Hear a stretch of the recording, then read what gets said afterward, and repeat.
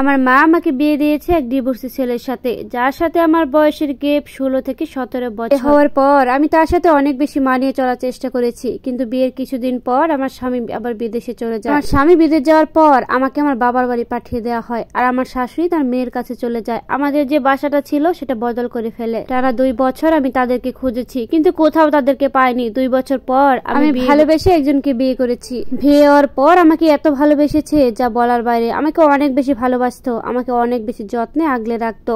বিয়ের পর আমার 2টা টুইন বেবি হয়েছে, আলহামদুলিল্লাহ। তারপর হঠাৎ একদিন আমার স্বামী প্রবাস থেকে এসে আমাকে অনেক মারধর করে বাড়ি থেকে বের করে দেয়। 2টা বাচ্চা সহ আমাকে বের করে দিয়ে এলাকার মানুষ ডেকে আমাকে ডিভোর্স দিয়ে দেয়। আমার মা সেই কথা শুনে বাবার বাড়ি গিয়ে আশ্রয় নেই। বাবার বাড়ি গিয়ে আশ্রয় নেওয়ার পর সেখান থেকেও আমাকে বাড়ি ছাড়া। জন্মগত ভাবে আমি দুঃখিনী। আমি পৃথিবীতে আসায় আমার মা তেমন একটা খুশি হয়নি। আমার মা চেয়েছিল তার একটা সন্তান হোক, কিন্তু তার কুল আলো করে আমি হয়েছি। আমার মায়ের ছেলে সন্তানের অনেক বেশি আশা ছিল, কিন্তু আমি মেয়ে হয়ে জন্ম নিয়েছি। আমার মা জন্ম নেওয়ার পর থেকে আমাকে একদমই সহ্য করতে পারতো না। আমার ফুপু আমাকে বড় করেছে, ভাতের মার খাইয়ে আমাকে বড় করেছে। আমার মা আমাকে বুকের দুধটা পর্যন্ত খেতে দেয়নি। আমার ছোট হয়েছে আমার এক ভাই। আমার মায়ের স্বপ্ন পূরণ হয়েছে। আমার মায়ের সবটুকু দিয়ে আমার ভাইকে লালন পালন করেছে। আমার মা আমার থেকে লুকিয়ে লুকিয়ে আমার ছোট ভাইকে খাবার খাওয়াতো, যাতে আমি দেখে না ফেলি। একটা ঘটনা আমার আজও মনে আছে, যা আমাকে আজও ভীষণ ভাবে কষ্ট দেয়। আমার মা ছোটবেলায় ডিম বাজি বা ডিম সিদ্ধ করে আমার ছোট ভাইকে লুকিয়ে নিয়ে খাওয়াতো।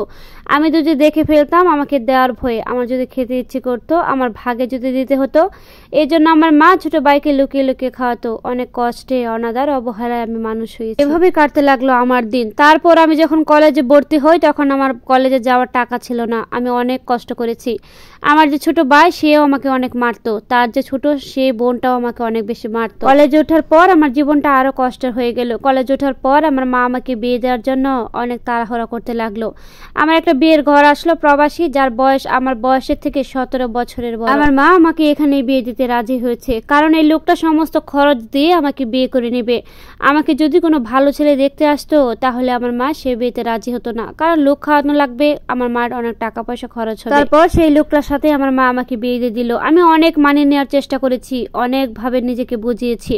তারা ছিল হুজুর টাইপের লোক। 5 ওয়াক্ত নামাজের পাশাপাশি অনেক নিয়ম কানুন মানত। আমি 5 ওয়াক্ত নামাজ পড়তাম, সাথে সবসময় পর্দা মেনটেন করার চেষ্টা করতাম, তবু তাদের মতো হতো না। এই ছোটখাটো কারণ নিয়ে আমার শাশুড়ি আমাকে অনেক বেশি কথা শোনাতো, আমাকে অনেক কথা শোনাতো, অনেক কষ্ট দিত। আমার স্বামী আমাকে অনেক কষ্ট দিত।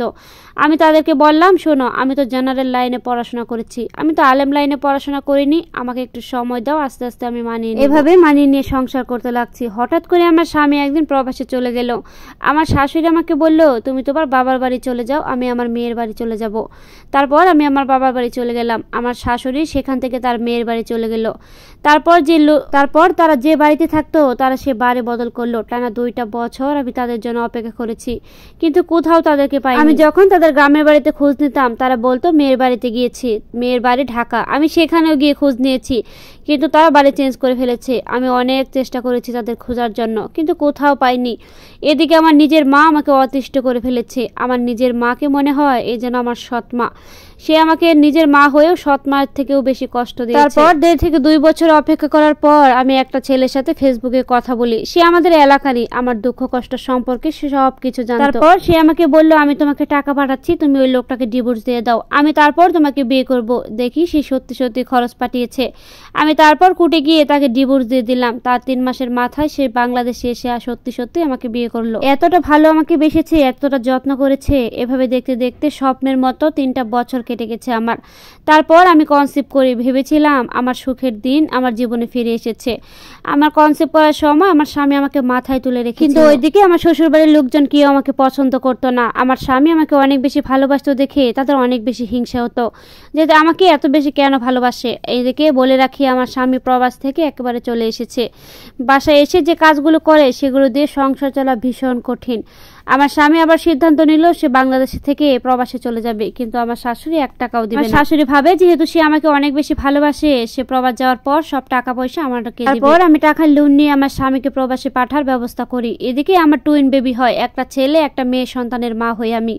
আমার স্বামীর খুশি দেখে কি আমার খুশি মনে হয় আমার আল্লাহ সহ্য হলো না। তারপর আমার স্বামী প্রবাসে চলে গেল। আমার স্বামী প্রবাস যাওয়ার সময় আমার শাশুড়ির সাথে মুরগির মাংস সাথে হাঁসের মাংস রান্না করে আমার স্বামীকে খাইয়েছে। সেগুলো খাওয়ার পর আমার আমার স্বামী একদমই আমাকে সহ্য করতে পারতো না। আমার স্বামী প্রবাসে যাওয়ার পর আমার শাশুড়ি ননদ আমাকে অনেক বেশি মারধর করে বাবার বাড়ি পাঠিয়ে দেয়।